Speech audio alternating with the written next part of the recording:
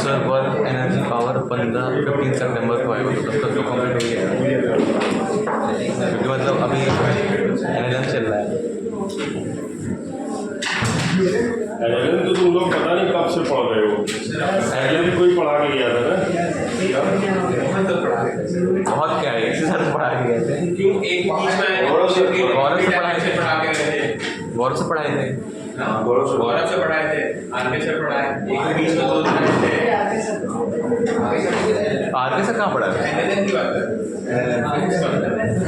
Physics में NLM आता है, फिजिक्स में एनएलएम आता है, काइनेमेटिक्स में वो निकालो या पेपर का भी वो क्वेश्चन निकाल लो, सब बता देना।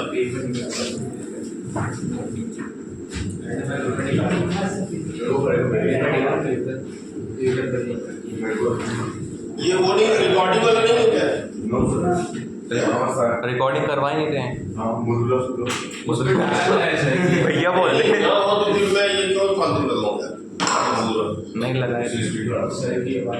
अरे आवाज तो मेरी वैसे बोल देंगे रिकॉर्डिंग। बोले लगा भी दिया होगा, बाद में आएगा देखना। अभी तो आधा घंटा 15 मिनट उसी में जाएगा, अभी फिर वो आएगा। चप्पल गिर गया है। अरे कुछ प्रॉब्लम है उसमें, नहीं कुछ प्रॉब्लम है, बता रहा था शायद। ये कौन सा रूम नंबर है? हाँ कुछ प्रॉब्लम बता रहा था जो भी। तो देखो इंतजार करो उसका। सर रेटिंग याद है, फिर ये सब हटा देगा ना, M2M2M।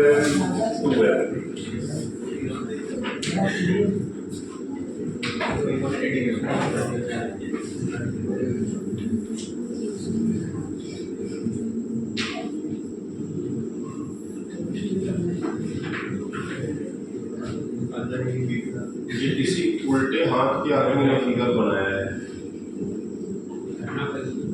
समझ रहे हो ना? लेफ्ट हैंड वाले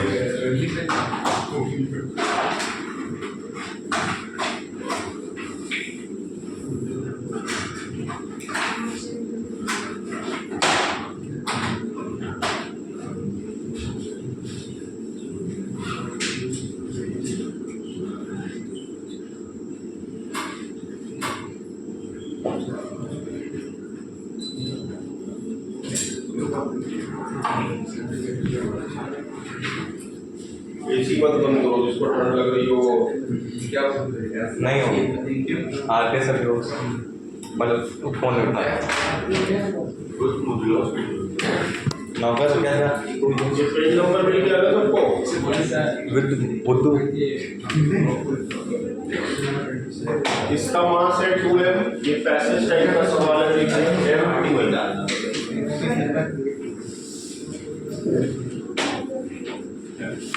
ये सारा फिगर मैंने बना दिया है, देख लीजिए।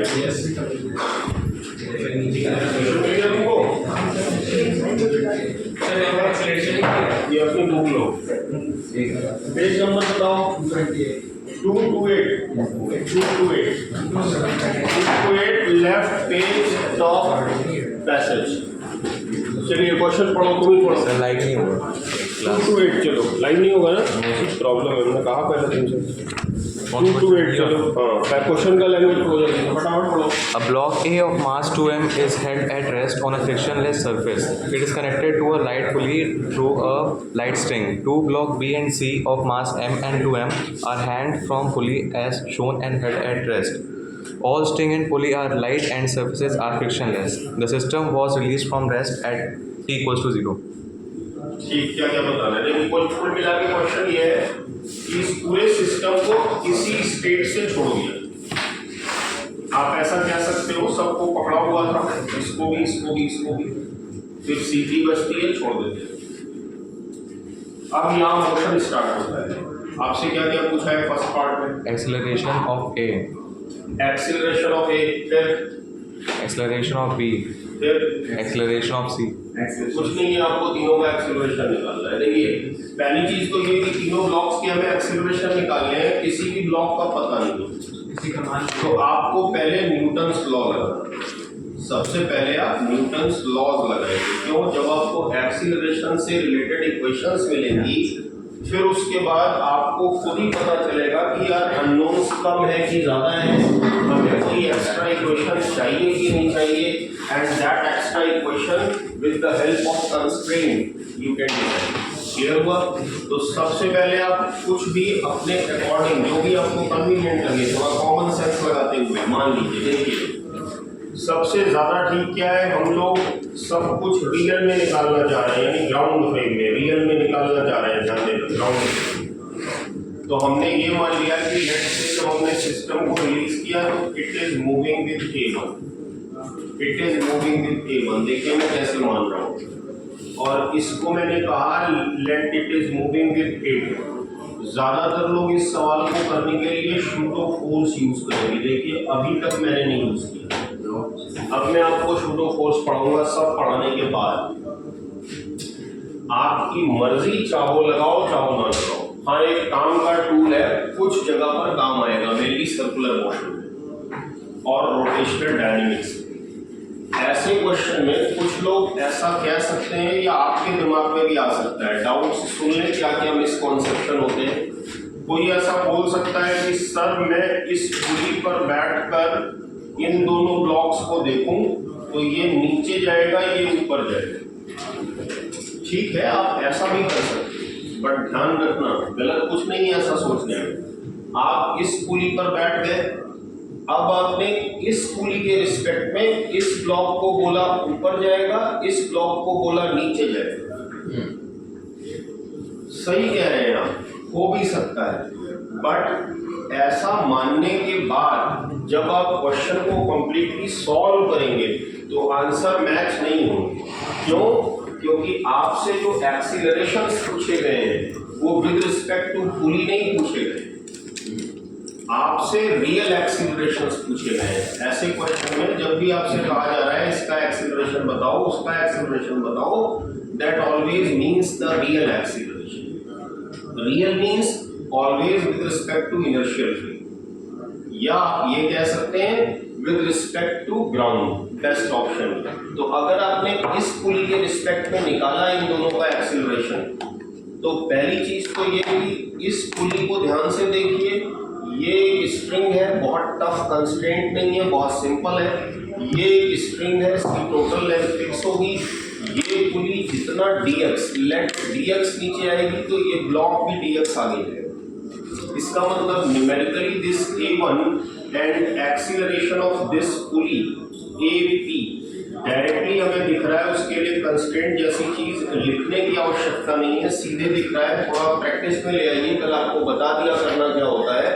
अगर आप वैसे देखना चाह रहे हैं, ये फिक्स है, इसको मैंने x बोल दिया किसी समय, इसको मैंने y बोल दिया, x plus Y equal to constant होगा। जब आप डिफरेंशिएट करोगे, डबल डेरिवेटिव लोगे, तो acceleration of A equals to acceleration of this moving pulley. तो अगर आप इस पुली पर बैठकर इन दोनों ब्लॉक्स को देखेंगे, ध्यान से समझ लीजिए, ये एक नॉन इनर्शियल फ्रेम है, ये एक नॉन इनर्शियल फ्रेम है। आपको करेक्शन फैक्टर यूज करना पड़ेगा, सो कॉल्ड शूडो। तो करेक्शन फैक्टर यूज करने के बाद आप इन दोनों के B और C के एक्सीलरेशंस निकाल पाएंगे, वो भी with respect to that moving pulley, वो भी with respect to that moving pulley, और वो एक्सीलरेशंस B और C के रियल नहीं होंगे। आपको मिलेगा क्या? Acceleration of C with respect to this, acceleration of B with respect to this, after using pseudo force. फिर आपको रियल एक्सीलरेशंस तक पहुंचने के लिए जो क्वेश्चन में पूछा गया है, आपको फिर से वो इक्वेशन लिखनी पड़ेगी रिलेटिव वाली, acceleration of B with respect to pulley equal to acceleration of B minus acceleration of pulley. उनको जब आप वेक्टोरली लिखेंगे तो वहां से आपको एक्सीलरेशन ऑफ B मिलेगा, acceleration of B with respect to pulley plus acceleration of pulley. अब आपका आंसर है। तो ये पूरी प्रक्रिया है। अगर आप पुली पर बैठकर देखेंगे तो मैं तो पुली पर बैठा ही नहीं, इसलिए क्यों मैं जबरदस्ती बाद में पहले सुडो फोर्स यूज करूं, एक समस्या, फिर बाद में रिलेटिव मोशन की इक्वेशन यूज करूं, दूसरी समस्या, और निकालना है रियल। समझ गए? तो मैं कहां पर बैठकर ये सारी ऑब्जर्वेशन कर रहा हूं? किसी रुकी हुई जगह पर बैठ, किसी रुकी हुई जगह पर बैठकर। इसीलिए मैंने इस ब्लॉक का भी एक्सीलरेशन नीचे माना है, इसका भी मैंने नीचे माना है। ध्यान से देखिए। आप कहोगे सर दोनों नीचे कैसे जा सकते हैं? ध्यान दीजिएगा, मैं किसी रुकी हुई जगह पर बैठकर देख रहा हूँ, किसी रुकी हुई जगह पर। इसको चलाइए भाई, और थोड़ा पंखा चला दो। तुम लोग किस उम्र के हो? ठंड लग रही है इसी उम्र में, जबरदस्त ज्यादा खाते हो। क्या हो गया? चलने से ना चला ले, चला लो भाई, चला लो जरा।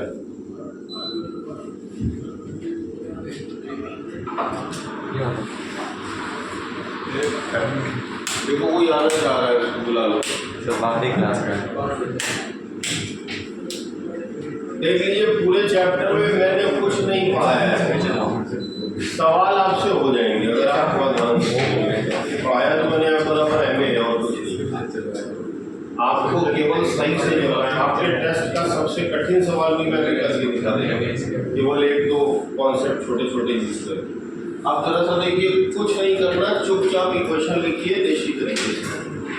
ये है टी, ये है टी, मान लिया ये हो गया 2t। अगर आप इसे टी मानोगे तो जबरदस्ती फ्रैक्शन आएगा, T by 2 T by 2। Fraction किसी को पसंद नहीं होते, तो फिजिक्स में अवॉइड करिए जितना हो सके। क्या होगा? जबरदस्ती की कैलकुलेशन एरर होगी। तो ऐसा कुछ मानो कि पूरा पूरा आए, तो इधर टी मान लो तो इधर 2t हो। देखिए अब इसके लिए क्वेश्चन लिख रहा हूँ, 2t इज इक्वल टू, आप क्या लिखने वाले हैं? 2m into a1। मामला एकदम क्लियर होना चाहिए। मैंने इसकी FBT बनाई है, देखिए ये दिखाया t, ये मत सोचना ये डोरी ली है, डोरी नहीं ली है, ये मैंने टेंशन दिखाया है t। t का मतलब 2t, क्योंकि इधर t मान चुका हूँ इसलिए इसका वेट भी दिखाना पड़ेगा। FBT में सब है 2mg और ये नॉर्मल भी है, बट आपके नॉर्मल और 2mg वर्टिकल है, इसलिए आपको उनसे कोई लेना देना नहीं है।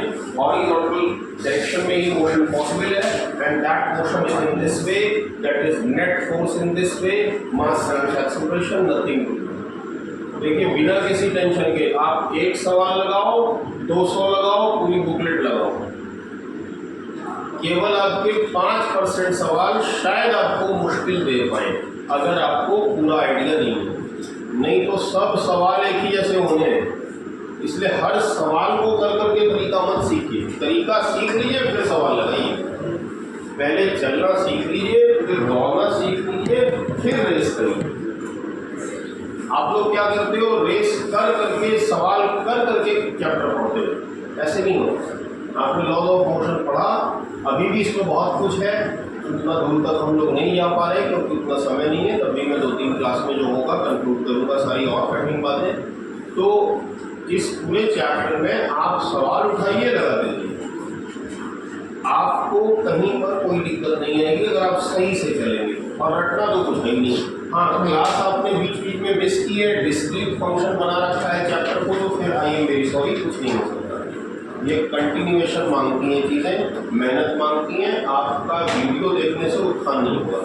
तो आप अगर कभी कभी आते हैं मेले की तरह तो फिर देखो, तब तो किसी चैप्टर में कॉम्पिटिशन नहीं हुआ, क्योंकि जो वर्क पावर एनर्जी है वो फिर से इसी चैप्टर पर बेस है, क्योंकि फोर्स का ही वर्क लिखा जाता है और किसी का वर्क नहीं होता, फोर्स और टॉर्क का ही वर्क, तो उसी का वर्क है। तो फिर से फ्री बॉडी डायग्राम बनाना पड़ेगा, फिर से कंस्ट्रेंट लिखनी पड़ेगी। मैंने नाम भी लिया था वर्चुअल वर्क, वर्चुअल वर्क। तो वर्चुअल वर्क का मतलब वर्क ही तो हुआ, तो वर्क के चैप्टर में फिर वही चीज़ है।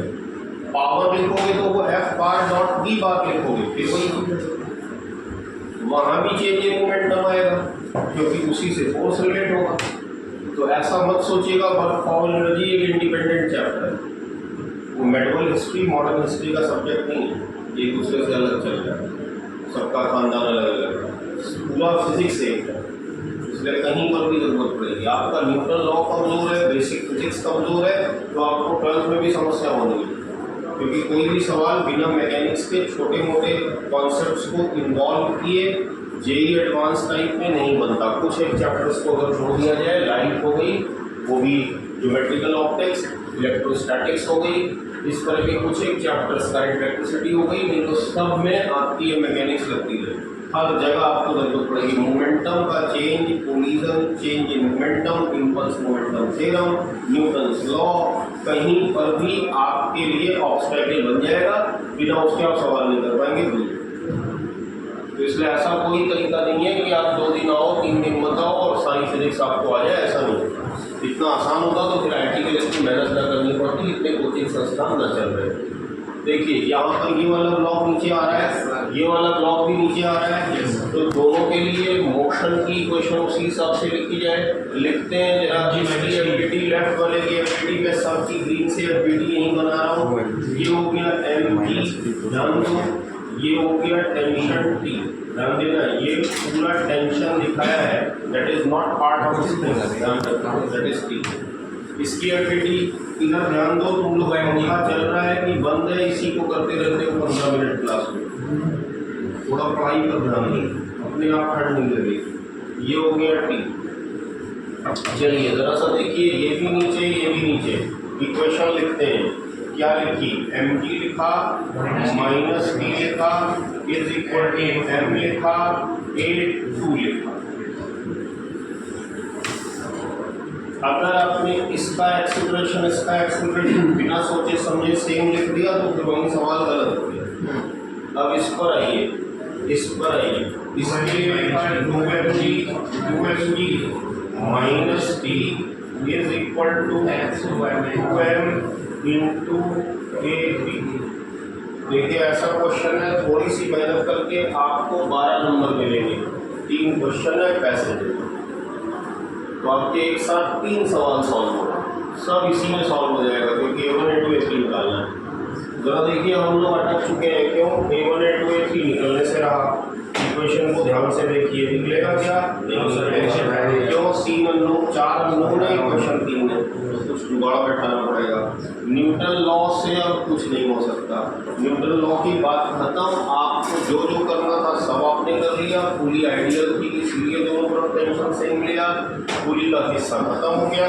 एक क्वेश्चन आप इसमें और ऐड कर सकते हैं, force applied by this clamp on the पुली, ये भी आपसे पूछ सकता है, तो वो अलग से आप ऐड कर लो, वो एक एक्स्ट्रा क्वेश्चन हो गया हमारी तरफ से, force applied by this clamp on the पुली, ये भी आप निकाल लीजिएगा, और कोई दिक्कत होगी तो उससे पूछ लीजिएगा। इसके लिए आप पिछली 2-3 क्लास में किसी एक क्लास पर डिस्कशन हुआ था, वहाँ से आप हेल्प ले सकते। चलिए अब हमें कंस्ट्रेंट चाहिए। अगर थोड़ा सा कल की बात आपने समझी है, घर में जाके रिवाइज किया है, उल्टा सीधा इधर उधर से नहीं पढ़ा है, तो आपके लिए यहाँ कंस्ट्रेंट बड़ी आसानी से हो जाएगी। अगर भाई ठंडा नहीं है तो तुम इधर बैठ जाओ यार, ठीक है ना, इधर आप बैठ जाइए, देखो उधर AC की हवा भी नहीं आएगी, एग्री, तो उधर एकदम कोना पकड़ के बैठ जाओ बेटा, एकदम बढ़िया एकदम कोने में, वो हवा आनी नहीं ना, मुझे पता है, हाँ बस, यस वेरी गुड। देखो अब नहीं आ रही ना, वो सीधे जा रही है, वो उधर जा रही, तुम्हारी तरफ कुछ नहीं आएगा, तुम आराम से देखो, एंजॉय करो, ठीक। चलिए ये हमारे 3 क्वेश्चन हो गई। अब हमें क्या चाहिए, कंस्ट्रेंट चाहिए। कंस्ट्रेंट देखिए कितनी आसानी से मिल रही है, ये बताओ क्या इस स्ट्रिंग की बैठ के कंस्ट्रेंट बनाओगे? नो सर, वो तो बनी ही है, तो सीधे आपको दिख रहा है। मैंने एक्चुअल में सीधे क्यों लिख दिया यार, तुम लोग ऐसी फुट टू फुट यही करो। ये हो गया x, ये हो गया y, हो गया। अगर आप देखना चाह रहे हैं तो एक कंस्ट्रेंट क्या बनेगी, इस जोड़ी की length x plus Y equal to constant.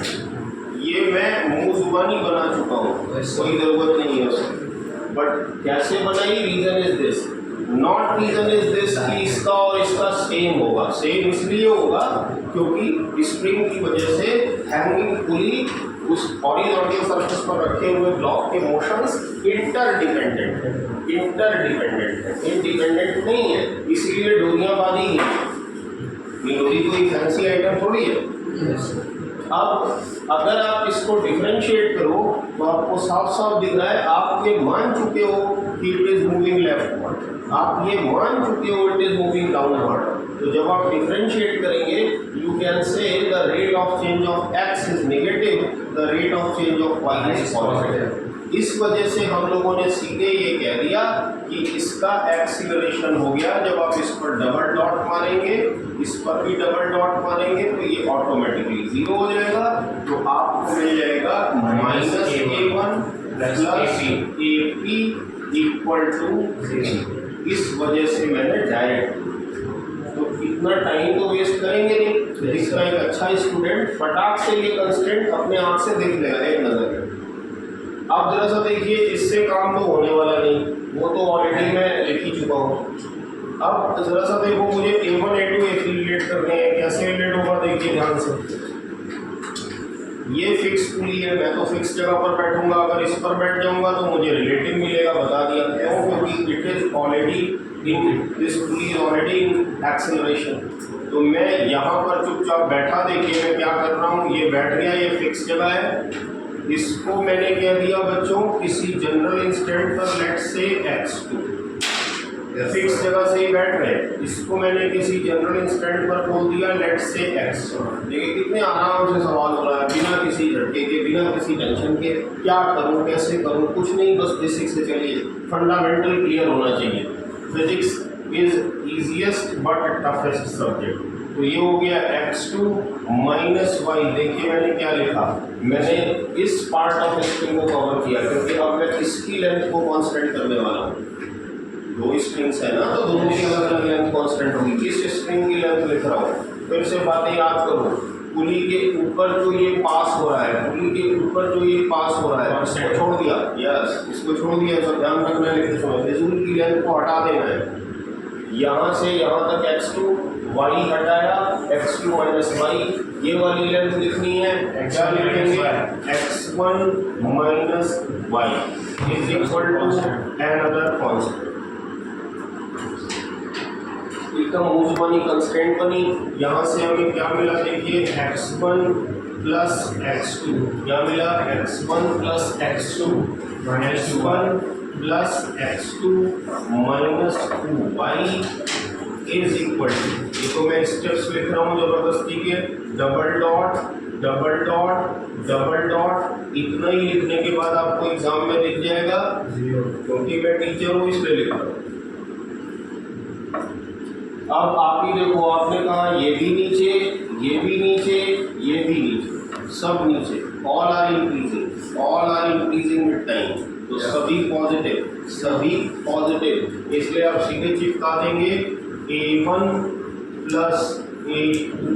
Sir A2 plus A3 बेटे हाँ ध्यान रखिएगा, बिल्कुल सही उन्होंने टोक दिया। A2 plus A3।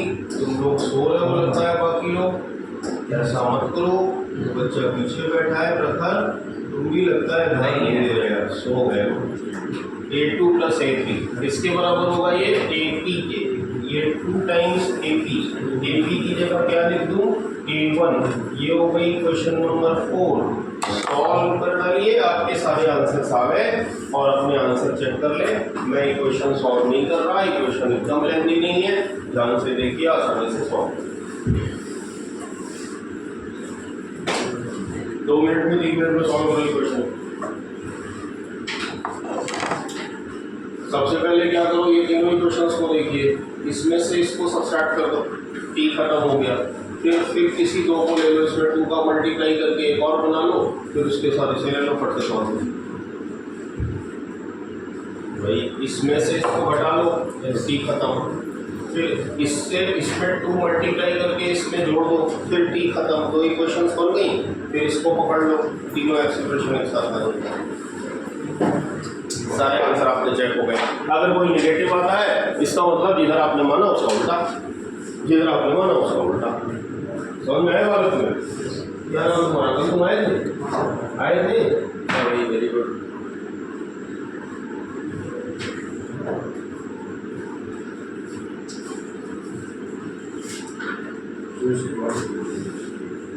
इसके बाद में डिफरेंशिएट कहाँ करना है, देखो ये बताओ करनो भाई।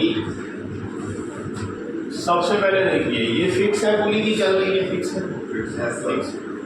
तो इस ब्लॉक की पोजीशन को मैंने दिखाया x2।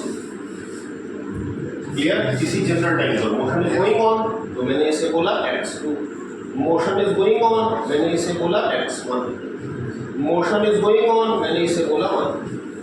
एग्री? Yes sir. अब मैं इस स्ट्रिंग की लेंथ का फायदा उठा रहा हूँ, इस स्ट्रिंग की लेंथ। क्लियर है? इस स्ट्रिंग की लेंथ का फायदा उठा रहा हूँ। इस स्ट्रिंग को इतने पार्ट को क्या लिखूंगा, x2 minus y। Yes sir. इतने पार्ट को क्या लिखूंगा, x1 minus 1। Okay? Yes sir. चलिए वो लिख दिया और कांस्टेंट हो गया। अब कुछ करना थोड़ी है इसे डिफरेंशिएट करने, तो डिफरेंशिएशन का केवल टर्म लिखना चाहो लिख दो। ये क्या लिखा हुआ है, dx1 बाई dt, उसका फिर से डिफरेंशिएशन, तो d2x1 by dt2, d2x2 by dt2 minus 2 times d2y by dt। और तीनों चूंकि नीचे आ रहे हैं इसलिए तीनों x1 x2 y all are increasing, इसलिए मैंने ऐसा बोल दिया क्योंकि तीनों इंक्रीज हो रहे हैं इसलिए मैंने सबको पॉजिटिव असाइन कर दिया रेट ऑफ चेंजेस को, और यहाँ से हमें एक रिलेशन मिल गया जिसको ये क्या है, AP है, ये AP है एक्चुअल, बट मैंने इसको A1 क्यों लिख दिया, पहले ही कंक्लूड कर दिया इसलिए A1 लिख दिया, तो इसलिए वो A1 लिखा हुआ है। क्लियर हुआ सबको? तीनों इक्वेशन, चारों इक्वेशन सॉल्व कर लीजिए। सॉल्व करना बहुत आसान है, सारे एक्सेलरेशन आ गए, निकाल लिया, कितने लोगों ने निकाल लिया एक्सेलरेशन? बताओ अभी तक तो इक्वेशन नहीं सॉल्व कर पाए, ऐसे एग्जाम में काम करोगे।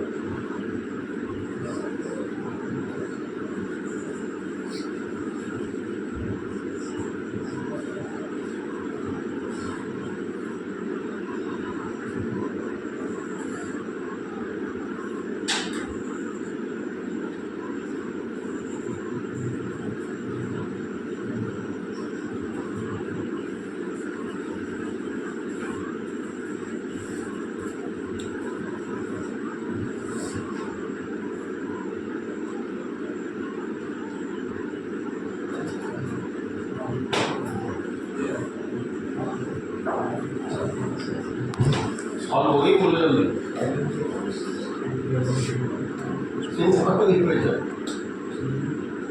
रिलेशन बार ये सेम रिलेशन प्लॉट हो जाएगा A1 A2 के बीच। अरे देखो ये इक्वेशन आपको दिख रही है, देखिए मैंने इसमें और इसमें इन दोनों को पकड़ लिया, इसमें से इसको सब्सट्रैक्ट कर दो, ये mg हो गया।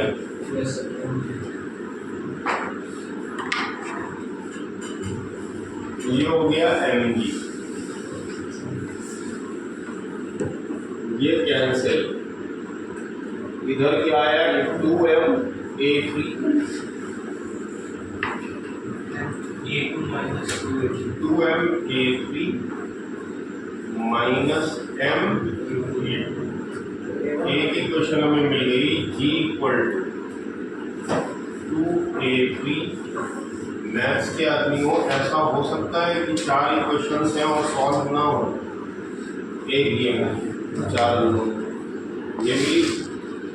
अब यहाँ से A1 A2 A3 हुई है, ऐसा हो सकता है क्वेश्चन में कि दो एक्सप्रेशन इक्वल आ जाए, कोई जीरो आ जाए, कुछ भी हो सकता है। जो आएगा वो एक्सेप्ट करेंगे क्योंकि सब कुछ हम लोग सही लिख रहे हैं, बाद में उसको एक्सप्लेन करना चाहें कर लेंगे। चलिए जरा सा आप देखिए यहाँ पे ये एक इक्वेशन, वो दो इक्वेशन A2 A3 में, जरा इसको देखो, A1 A2 को पकड़ लो, इसको मैंने 2 से मल्टीप्लाई कर दिया, यस सर। इसको ये हो गया 2t, दोनों को ऐड कर दिया, सिंपल सी इक्वेशन है। ये हमें मिल जाएगा 2mg लेफ्ट साइड, ये ऐड कर दिया दोनों को, इधर कितना मिल जाएगा 2m A1, ये मैं अपना तरीका सॉल्व करने का बता रहा हूँ, बाकी आपकी इच्छा, plus 2m yes sir. 2m, इसको 2 से मल्टीप्लाई किया था, इसमें ऐड किया, cancel, 2mg and so on, 2ma1 2ma2 सब कुछ खत्म। यहाँ से हमें मिल रहा है g equals G minus A2 A1 plus एक मिल गया और यहाँ से मिला हुआ है A2 + A3 = 2A1। अब ये तो इक्वेशन है, जरा सा देखिए, अगर आप इन दोनों को ऐड कर दो, तो A2 खत्म, बोलिए, तो मैंने इन दोनों को ऐड कर दिया तो यहाँ तक मैं पहुँच गया 2G = ये खत्म, A1 + 2A, A1 + 2A, ये मैं ऐसे निशान लगा दे रहा हूँ, Yes, sir. ऐसे ध्यान में जुड़ा है। फिर जरा सा बताइए, ये A2 बैठा है, यहाँ A1 A3 है, A2 ये भी बैठा है, इसको और इसको ऐड कर दो, पलट के इन दोनों को ऐड कर दो, देखिए इसको इसके साथ, तो कितना हो जाएगा, ये लेफ्ट साइड हो जाएगा, देखिए उल्टा करके G + 2A1, बोलो G + 2A1 + 3A = 3A। G + 2A1, यानी इसको यूं करके फिर ऐड कर दिया, A2 कैंसिल, 2A3 कितना हो जाएगा बेटा, 3A।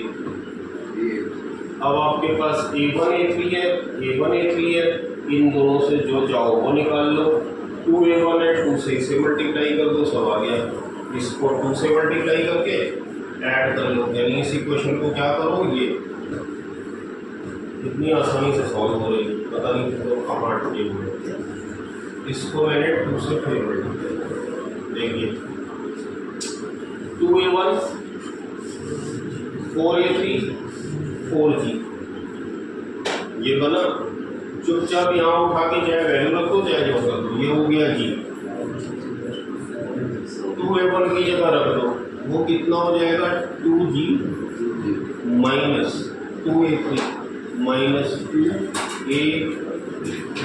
इसमें वैल्यू रखी 2A1 की जगह, Yes, sir. नहीं गलत रख दिया है वैल्यू, ध्यान दो Yes, sir. कहाँ गड़बड़ हुआ, ये देखिए Yeah. Yes. 2A1 की जगह वैल्यू रखनी है, 2A1 की जगह रखा, कितना रखेंगे, 4 हुआ, तो ये हो गया 4G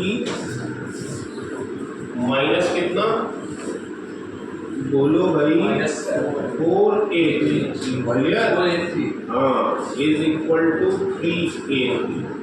चेक दिस, जस्ट तो यहाँ से हमें A3 की वैल्यू मिल गई, पॉजिटिव आ रही है, इसका मतलब नीचे ही आएगी, और ये वैल्यू हमारी हो जाएगी कितनी बच्चों, 5G/7।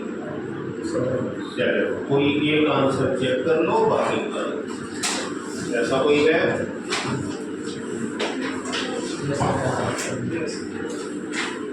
ध्यान देना किसका है ये एक्सेलरेशन, हम लोगों ने किसका माना है,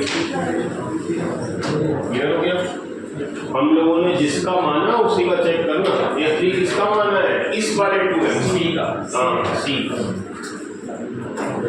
अब आप रख दो, सब आ गया, तो इक्वेशन तो सॉल्व किया करो, ओमियम से सॉल्व करोगे, ये क्वेश्चन आपको सॉल्व करने में एग्जाम में कोई टाइम नहीं लगना चाहिए, फटाफट सॉल्व देंगे।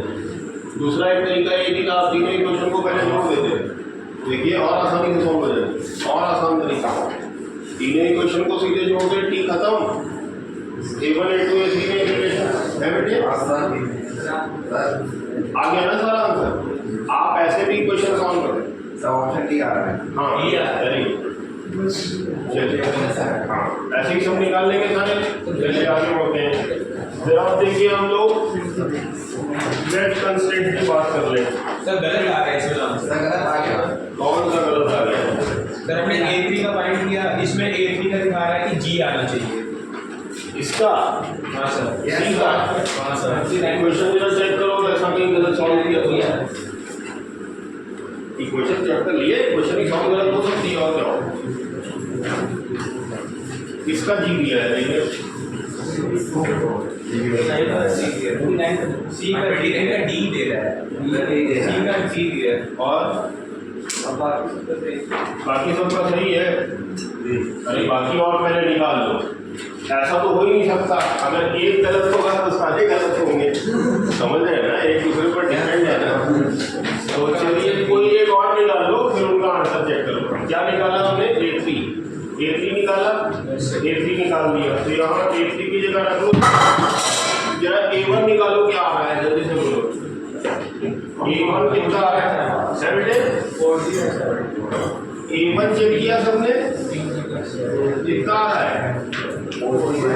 अब आप लोग ये बोल रहे हो, चेक कर रहे 4G/7 आ रहा है। Yes, sir. A1 4G/7 दिया है, Yes, sir. Yes, sir.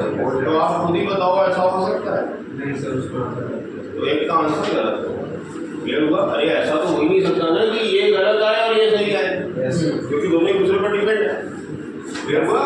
तो जस्ट चेक दैट, उसे ठीक भी कर लीजिएगा, एक बार चाहो तो दोबारा चेक कर लेना, बस 100% से। बस वो सी का ही गलत दिया है, हाँ, A वही मैं कह रहा हूँ, क्योंकि तीनों डिपेंड है ना एक दूसरे पर, तो ऐसा कैसे हो सकता है दो का आंसर सही हो एक का गलत है? वो तो पॉसिबल नहीं है, क्लियर हुआ? इसलिए खुद ही आप समझ गए होंगे कि आंसर हम लोग के सही हटा दें। Yes, sir. चलिए देखिए, जरा वेट कंस्ट्रेंट समझते हैं, ध्यान दो, इससे और आसान है वेट कंस्ट्रेंट। जो कठिन ज़्यादा दिखती है, जो कठिन ज़्यादा दिखती है, उसको समझने के लिए मैं एक दो पिक्चर बना रहा हूँ, पहले ध्यान दीजिएगा। पहले तो प्रैक्टिकल पिक्चर की बात कर ले। आप देख रहे होंगे लगातार मैं इस प्लेटफॉर्म पर टहल रहा हूँ, मैं लगातार इस प्लेटफॉर्म पर टहल रहा हूँ। देखिए, अब मान लो, ध्यान से सुनना मेरी बात, आपके सामने प्रैक्टिकल सिचुएशन है और उसी से आपको वेट कंस्ट्रेंट की कहानी समझ में आ जाएगी। Yes. इतना सिंपल सा एग्जाम्पल है। मैं इस प्लेटफॉर्म पर कंटिन्यूअसली टहल रहा हूँ, Yes, sir.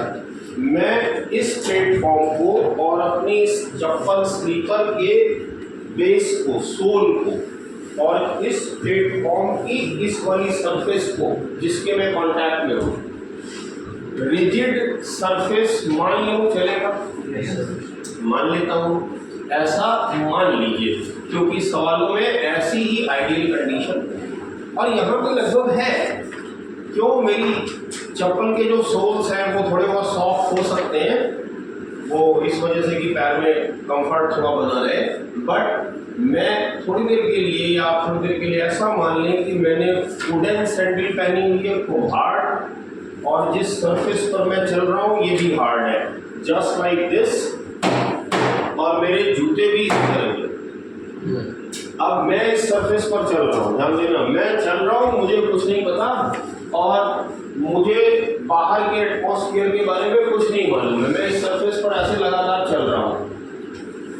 मैं सरफेस के पैरेलल चल रहा हूँ या परपेंडिकुलर चल रहा हूँ? साफ साफ दिख रहा है पैरेलल चल रहा है।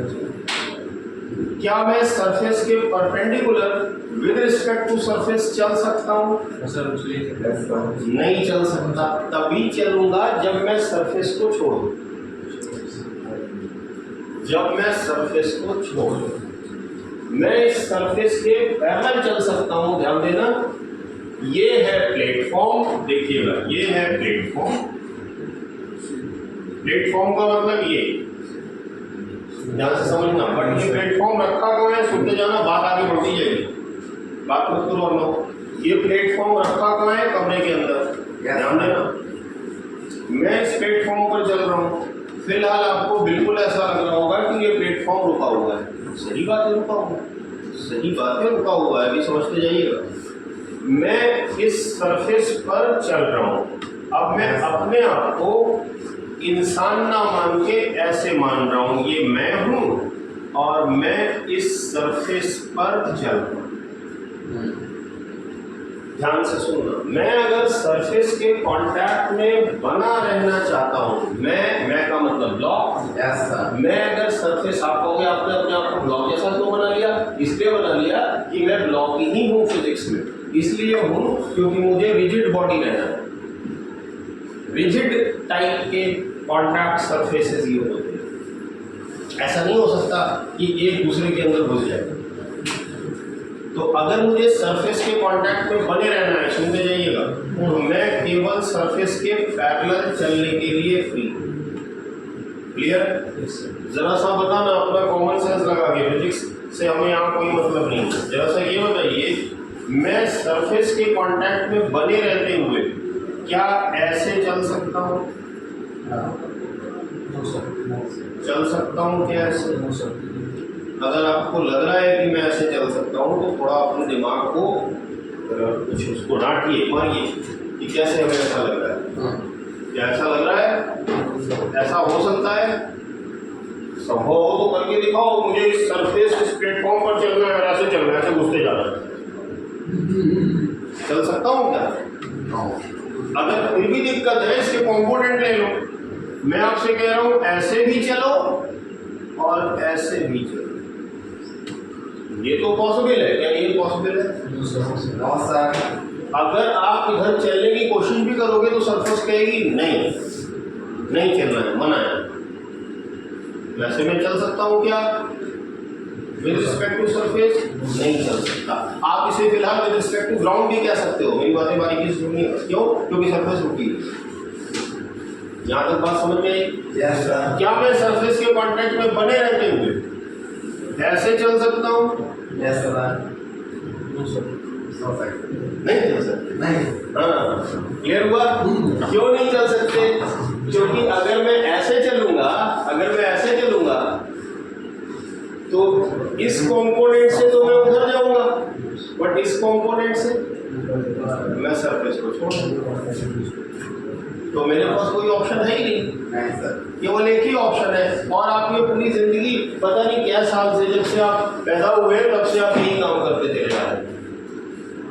आप सब लोग यही काम करते चले जा रहे हैं। आप जिस सरफेस को पकड़ते हो उसके पैरेलल चलते हो, उसके परपेंडिकुलर कभी नहीं चलते। आप कहोगे नहीं सर हम लिफ्ट में ऐसा करते हैं, अब ध्यान से सुनिएगा, मैं लिफ्ट में सरफेस के परपेंडिकुलर चलता हूँ। नहीं, वहां भी आप सरफेस के परपेंडिकुलर नहीं चलते। क्यों? देखिए, अब जरा महसूस करना, ये लिफ्ट की सरफेस और ये पूरा इतना बड़ा कमरा लिफ्ट है। क्या इतना बड़ा कमरा लिफ्ट नहीं हो सकता? हाँ सर। अरे क्यों नहीं हो सकता? बड़ा सारा लिफ्ट नहीं हो सकता? इतनी बड़ी लिफ्ट है, हम सब लोग इसमें बैठे हैं, उसकी कैपेसिटी बहुत ज़्यादा है। चलिए, मैं उस लिफ्ट के अंदर ऐसे ऐसे आराम से टहल रहा हूँ, देखो ऐसे ऐसे टहल रहा हूँ, मुझे कुछ नहीं पता, और लिफ्ट ऊपर जा रही है, लिफ्ट ऊपर जा रही है, तो मैं ऊपर जाऊँगा कि नहीं? बताओ। मैं ऊपर जाऊँगा कि नहीं? जाऊँगा ना? चलिए जरा सा ये बताओ, अगर ये लिफ्ट है, ये लिफ्ट की सरफेस, ये अगर ऊपर जाने लगे v वेलोसिटी से, और एक आदमी, ध्यान से सुनना, एक आदमी यहाँ पर खड़ा है, ये है प्रखर, और ये बैठा हुआ है यहाँ पे, और ये इस लिफ्ट के अंदर इस ब्लॉक को देख रहा है। उसको फिजिक्स आती है, नो डाउट आती है। चलिए जरा सा ये बताइए, लिफ्ट की सरफेस के बारे में वो क्या बताएगा? लिफ्ट के बारे में क्या बताएगा? Lift is moving upward with v, बोलेगा? Yes sir. अब मैं कह रहा हूँ यार लिफ्ट तो ऊपर जा रही है, मुझे लिफ्ट के बारे में ना बताओ। ये जो आदमी जो अंदर v से टहल रहा है ऐसे ऐसे, वो किधर जा रहा है मुझे बताओ, वो किधर जा रहा है मुझे बताओ। तो ये आदमी ब्लॉक मजबूर है, ध्यान से सुनना, ये ब्लॉक मजबूर है, इस तरफ वो वैसे ही चलेगा जैसे लिफ्ट चलेगा। बोलिए, पक्की बात है? Yes sir. क्यों? भले मैं ऐसे ऐसे टहल रहा हूँ इस सरफेस पे, बट लिफ्ट ऊपर जा रही है, तो मुझे ऊपर तो वो ले ही जा रही है ना, तो मैं ऊपर तो जा ही रहा हूँ ना। सातवें माले पर मैं पहुंच गया लिफ्ट के अंदर टहलते। तो इस डायरेक्शन में मेरा मोशन कैसा हो रहा है? लिफ्ट के अकॉर्डिंग। और इस डायरेक्शन में मेरा मोशन कैसा हो रहा है? अपनी मर्जी से। क्लियर? क्योंकि मेरी मर्जी केवल सरफेस के पैरेलल चलने में लागू हो रही थी, सरफेस के परपेंडिकुलर चलने में मेरी मर्जी लागू नहीं हो रही। बोलिए, क्लियर है? तो सरफेस के परपेंडिकुलर चलने में मेरी मर्जी लागू नहीं हो रही थी, तो किसकी मर्जी लागू हो रही थी? सरफेस। क्लियर? मैं इस मर्जी को मानने के लिए मजबूर हूं।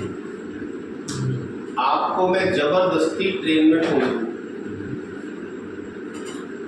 आप जाके ट्रेन में घुस गए, अब ट्रेन से कूदोगे तो है, ट्रेन वाला लेके आपको भागेगा, अब आप क्या करेंगे? आपकी मर्जी केवल ट्रेन के कंपार्टमेंट में इधर उधर चलने की हो सकती है।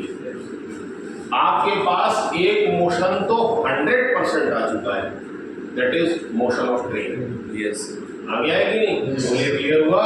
Yes, sir. इसका मतलब प्रखर भाई को इसका मोशन कैसा दिखाई देगा? देखो ध्यान से, प्रखर भाई को इसका मोशन दिखाई देगा, एक ये बी से जानबूझ के वैल्यू सेम ली है, एक ये यस। इसका मतलब ब्लॉक प्रखर को किधर चलता हुआ दिखाई देगा? इधर। और वो कैसे चल रहा होगा? अगर आपने थोड़ा रिलेटिव मोशन समझा है पहले, जैसा भी जो भी आपने पढ़ा था, तो आपकी अंडरस्टैंडिंग और अच्छी होगी। आपको ब्लॉक ना ऊपर जाता हुआ दिखेगा, ना इधर जाता हुआ दिखेगा, आपको ये दोनों मोशंस दिखेंगे। Yes, sir. रिजल्टेंट ऐसा, दोनों वैल्यूज इक्वल है, इसलिए 45 डिग्री पे होगा। ये हुआ? Yes, sir. इससे कंक्लूजन क्या निकला? यही सिंपल सा इतना स्टेटमेंट है, बस सारे सवाल इसी से हो जाएंगे। अगर रिजिड कॉन्टैक्ट्स है, किन्हीं भी दो ऑब्जेक्ट्स के बीच में रिजिड सरफेसेस कॉन्टैक्ट में है, तो कॉमन नॉर्मल लाइन के अलोंग Yes. दोनों का मोशन सेम, यानी ये ब्लॉक की सरफेस एक दूसरी रिजिड सरफेस के साथ कांटेक्ट में है कि नहीं? तो ये है ब्लॉक की सरफेस बच्चों, ये है जिस सरफेस पर ब्लॉक रखा है वो। तो मैंने क्या बोला? This is just like common tangent, थोड़ी मैथमेटिक्स याद करो, and it is common normal line, it is common normal line, it is common normal line on that common contact surface। ये प्रश्न का डिब्बा ऐसे रखा है, यहाँ पर कॉमन टेंजेंट ये है, यही तो है कॉमन टेंजेंट, इस पर कॉमन नॉर्मल लाइन है। बोलिए, ये सरफेस है, इस पर ऐसे रखा है ये ब्लॉक,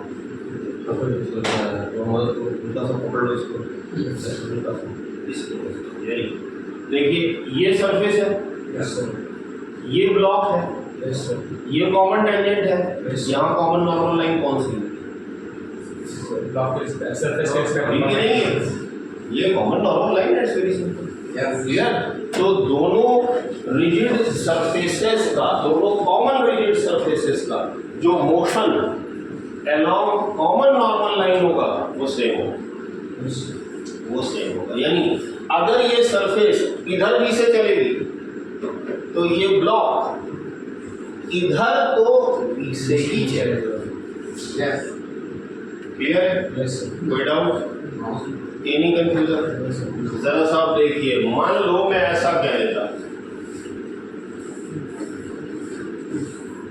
ये एक बॉक्स है, फिर से ये लिफ्ट, अब ये ऐसी लिफ्ट है जो छोटे छोटे कुत्तों के पिल्लों को ले जाती है, बहुत छोटी है, क्लियर? और वो कुत्ते के पिल्ले सारे ब्लॉक है, सब रिजिड है, क्लियर? चलिए हम और आप लोग साथ में बैठ जाएंगे तो इसकी लिफ्ट नहीं चल पाएगी, ठीक? फेल हो जाएगी इसकी मोटर, तो हमने छोटी सी लिफ्ट ली। चलिए, इसके अंदर ये एक कुत्ते का पिल्ला है, ओके? रिजिड बॉडी है, ध्यान देगा, रिजिड बॉडी। अब फिर से ये प्रखर देख रहा है इस लिफ्ट को, Yes, sir. और ये लिफ्ट इधर जा रहा है, देखना आपका दिमाग चला कि नहीं चला? पीछे में देते हैं। लिफ्ट किधर जा रही है? बी नॉट से हॉरिजॉन्टल के साथ थीटा पर, यानी ये बॉक्स ऐसे जा रहा है at an angle theta with b naught. और ये जो कुत्ते का पिल्ला है, ये लिफ्ट की सरफेस को तो छोड़ेगा नहीं, Yes, sir. क्यों? कॉन्टैक्ट बना हुआ है यहाँ से, और रिजिड है। रिजिड का मतलब ये सरफेस ब्लॉक की और ये सरफेस बॉक्स की, रिजिड सरफेस, एक दूसरे के अंदर घुस नहीं सकते।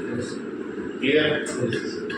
अगर ये ब्लॉक इस लिफ्ट के अंदर चलने के लिए फ्री है तो केवल ऐसे, केवल ऐसे।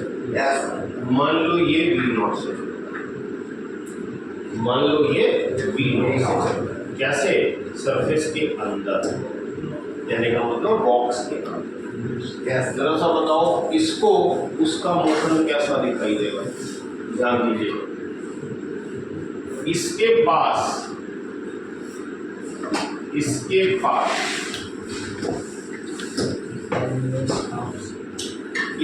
पास ये वाला जो मोशन होगा अलोंग कॉमन नॉर्मल लाइन, मैंने क्या बोला, वो दोनों के लिए सेम होगा। क्लियर? वो दोनों के लिए सेम। इसका मतलब इस कॉमन नॉर्मल लाइन के अलोंग जो बॉक्स का वेलोसिटी कंपोनेंट होगा दैट इज V0/2। वो तो इस ब्लॉक को मिला ही मिला है, वो तो इस ब्लॉक को मिला ही मिला है। क्लियर हुआ? और साथ में ये ब्लॉक लिफ्ट या बॉक्स के रिस्पेक्ट में V0 से चल रहा है, V0 से चल रहा है।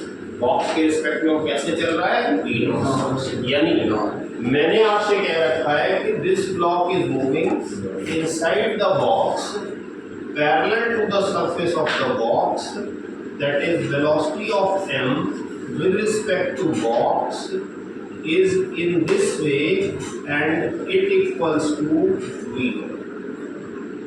It equals to V0. Clear हुआ? ये बॉक्स के रिस्पेक्ट में कैसे चल रहा है? इस तरीके से V0 से। अगर मैं आपसे कहूं कि बॉक्स खुद कैसे चल रहा है तो वो इस तरफ V0 से 30 डिग्री से। क्लियर? इसका मतलब अगर मैं आपसे ऐसा बोल दूं कि ये हमारा लेट से J है, ये हमारा लेट से I है, यानी ये पॉइंट है या ये बॉक्स का पॉइंट O है, बॉक्स का पॉइंट O। तो O पर बैठा आदमी तो यही बोलेगा ना Yes, sir. कि this block is moving in this वे। क्यों? Yes, तो sir. बॉक्स का मोशन दिखेगा नहीं। No, sir. वो तो बॉक्स के अंदर है ना। यहाँ पर मैं बैठा हूँ, मेरी आई यहाँ पर है एकदम इस कोने में, और मैं इस ब्लॉक को देख रहा हूँ, तो मैं इस ब्लॉक का कौन सा मोशन बताऊंगा? ये बस यही तो बताऊंगा इस तरफ। बोलिए क्लियर है?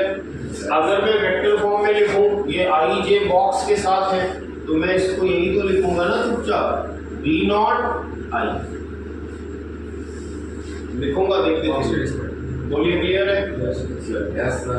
अब अगर मैं आपसे बोलूं कि भाई velocity of m, vector method लगा रहा हूं, वेलोसिटी ऑफ m क्या है?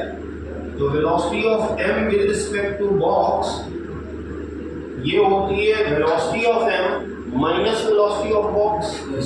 Yes, sir. तो इसको मैं क्या लिख सकता हूँ?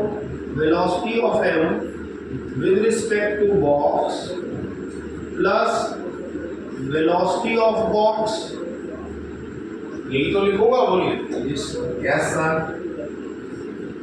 यहाँ तक क्लियर है सबको या नहीं? Yes, sir. क्लियर है यहाँ तक? कोई डाउट? No, sir. जरा सा ये बताइए, ये तो हमें क्लियर कट पता है V0 I है, Yes, sir. मालूम है ना भाई कि ये V0 I है। Yes, sir. बोलिए इज इट क्लियर? चलिए Yes, sir. इसको मैंने चुपचाप लिख दिया, देखिएगा इसको मैंने लिखा V0 I। ये बॉक्स के रिस्पेक्ट, क्लियर? देखते चलिएगा वेलोसिटी ऑफ बॉक्स क्या है? ग्राउंड के रिस्पेक्ट में लिखना पड़ेगा, तो दो है, एक तो इधर भी है इधर भी, दोनों कंपोनेंट है ना। चलिए उसको मैं ऐसे दिखा रहा हूँ, इधर की तरफ है V0/2 है, बोलिए, और इधर की तरफ है इस तरफ है 3V0 कितना? √3 V0/2। बोलो है, बताइए। समझी बात? जरा सा बताइए, जब आप इन दोनों को ऐड करेंगे तब प्रखर वाली वेलोसिटी मिलेगी, बोलिए मिलेगी कि नहीं? Yes. तो कितनी मिलेगी? v0i प्लस √3 v0/2 ऐड होगी, तो v0 इज कॉमन, अंदर क्या गया 1 प्लस √3/2 i या x हॉरिजॉन्टल। और दूसरी वाली कौन सी मिली? जरा सा बताओ, ये मजबूर है ना फॉलो करने के लिए? क्यों? क्योंकि अगर इस तरफ वो उस v0/2 को फॉलो नहीं करेगा तो वो सरफेस को छोड़ देगा, या तो वो उसके अंदर घुस जाएगा, तो ना अंदर घुस सकता है ना सरफेस को छोड़ सकता है। तो बेसिक फंडामेंटल क्या बना वेज कंस्ट्रेंट का कि अलोंग कॉमन नॉर्मल लाइन जो भी दो सरफेसेस कांटेक्ट में हैं उनके मोशंस कॉमन होंगे, सेम होंगे। अगर सेम नहीं होंगे तो दोनों सरफेसेस एक दूसरे में पियर्स हो जाएंगी या पेनिट्रेट हो जाएंगी या सरफेसेस लूज हो जाएंगी, कांटेक्ट खत्म कर देंगे। क्लियर हुआ? बस इतने से कॉन्सेप्ट से हम लोग सवाल सॉल्व कर लेंगे। वो सबसे कठिन वाला सवाल जो आप देखेंगे बहुत टफ सवाल माना जाता है, लेकिन 3 में ही हर जगह दिया होगा। चलिए, समझ में आ गई कहानी आपकी? कोई डाउट? जरा सा आप देखिए, पहले मैं एक सिंपल एग्जाम्पल में इसको यूज कर लेता हूँ। हाँ, यहाँ एक बात ध्यान दीजिएगा कि जो कॉन्टैक्ट सरफेसेस हैं वो कर्व नहीं होनी चाहिए। आप कहोगे सर कर्व होगा तो क्या हो जाएगा? कर्व के केस में, जैसे इसको अलग से दिमाग में बैठा लें, ये हम लोग को आगे जरूरत पड़ेगी रोटेशन में या कहीं मिसकॉन्सेप्शन ना हो जाए। जैसे देखिए, मान लो ये कर्व है, ये फ्लैट नहीं है कर्व। कर्व का मतलब हो गया जिसके डिफरेंट पॉइंट्स पर आप टैंजेंट खींचो तो स्लोप चेंज होगा।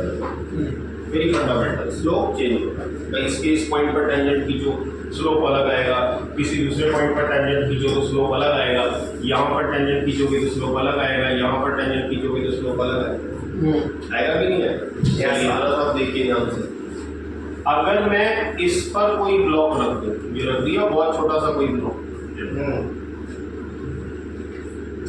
अब अगर मैं यहाँ पर कॉमन नॉर्मल लाइन खींचूं, ध्यान दीजिएगा, अगर मैं यहाँ पर कॉमन नॉर्मल लाइन खींचूं यहाँ पर, तो मैंने यहाँ पर ये कॉमन नॉर्मल लाइन लगभग खींच दी। जैसे खींची, समझ गए? मैथमेटिक्स के आदमी हो, ये ब्लॉक बहुत ही छोटा है, आप ये मानोगे यहाँ पर हमने अप्रॉक्सीमेट एक टेंजेंट खींची, ये टेंजेंट हो गई और ये नॉर्मल, तो कॉमन नॉर्मल लाइन हमको मिल गई कि नहीं? Yes, sir. अब मेरा स्टेटमेंट क्या था कि अगर इस ब्लॉक को चलना है, अगर इस ब्लॉक को चलना है तो ये along common normal line green surface जैसा ही चलेगा। ये सरफेस के पैरेलल तो चल सकता है, परपेंडिकुलर नहीं चल सकता। परपेंडिकुलर अगर चल रहा है, कांटेक्ट लूज नहीं हो रहा है, इसका मतलब सरफेस चल रही है, तभी वो परपेंडिकुलर चल सकता है। क्लियर? यहाँ तक क्लियर हुई बात? बट जब सरफेस कर्व होती है ना, तो ये जो कॉन्सेप्ट मैंने बताया कि अलोंग कॉमन नॉर्मल दोनों के मोशंस सेम होंगे कांटेक्ट सरफेस और ब्लॉक के।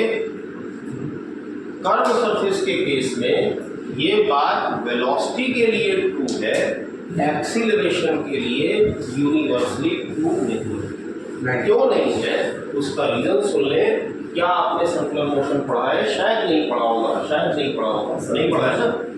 मगर सर्कुलर मोशन में या किसी भी कर्वीलिनियर मोशन में एक एक्सीलरेशन जरूर पाया जाता है जिसे हम रेडियल एक्सीलरेशन कहते हैं, which is responsible to change the direction. तो रेडियल एक्सीलरेशन इसके पास होगा ही होगा अगर ये ऐसे चल रहा है, क्योंकि इसके पास एक रेडियल एक्सीलरेशन होगा नीचे की तरफ, इसके पास ब्लॉक के पास। क्यों होगा? क्योंकि वो कर्व सरफेस में चल रहा है और उस रेडियल एक्सीलरेशन की वैल्यू होती है v²/r, जहाँ पर r रेडियस ऑफ कर्वेचर होती है। अगर सरफेस फ्लैट होगी, सीधी होगी, तो इन्फिनिट होगी रेडियस ऑफ कर्वेचर। इस सरफेस की रेडियस ऑफ कर्वेचर क्या है? इन्फिनिट है कि नहीं? तो उस केस में रेडियल एक्सीलरेशन 0 होगा। क्लियर हुआ? इसलिए आप फ्लैट सरफेस के केस में एक्सीलरेशन के लिए भी ये कॉन्सेप्ट यूज कर सकते हैं, वेलोसिटी के लिए तो यूज कर ही सकते हैं। मगर जब सरफेस कर्व हो जाएगी तो आपको एक्सीलरेशन के लिए ब्लाइंडली यूज नहीं करना। तो देखो इसके पास एक एक्सीलरेशन इस डायरेक्शन में होगा ही होगा क्योंकि वो कर्व पाथ में चल रहा है और सरफेस के पास तो नहीं है। तो आप कहोगे सर ये दोनों तो बराबर नहीं है, इसलिए मैंने कहा कर्व सरफेस के केस में आप इसको यूज ब्लाइंडली मत करें, इसलिए ये ध्यान रखिएगा। बाकी वेलोसिटी के लिए यूज कर सकते हैं, वेलोसिटी में समझ में आ गई सारी कहानी। चलिए देखिए अब सवाल में अप्लाई करते हैं। पहले मैं अपनी तरफ से एक सवाल दिखा रहा हूँ। मान लीजिए सवाल मैंने ये दे दिया, देखिए क्वेश्चन देखिए आपके बुकलेट में ये भी सवाल होगा क्योंकि ये बड़ा कन्वेंशनल क्वेश्चन है और बड़ा अच्छा माना जाता है कंस्ट्रेंट को, वेज कंस्ट्रेंट को समझने के लिए। उन्होंने कैसे सॉल्व किया है आप उस सोल्यूशन को भी देखिएगा और ढूंढिए तो मिल जाएगा, शायद आपके सॉल्ट एग्जाम्पल में होगा क्योंकि ज़्यादातर कोचिंग की बुकलेट्स में ये सॉल्ट एग्जाम्पल में ही होता है।